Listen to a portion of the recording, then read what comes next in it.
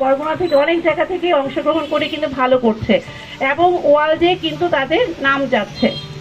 তাহলে কি তারা ভয় পাচ্ছে? আমাদের ভয় পেলে হবে না, গণিতকে ভালোবাসতে হবে। তখনই আমরা গণিতকে ভালোবাসা মানে কি আমরা দেশকে এগিয়ে নেওয়া, বিজ্ঞানকে এগিয়ে নেওয়া। ঠিক আছে, বিজ্ঞান কখন পিছিয়ে যাবে? যখন আমরা তার গণিতের ব্যবহারটা কম করব।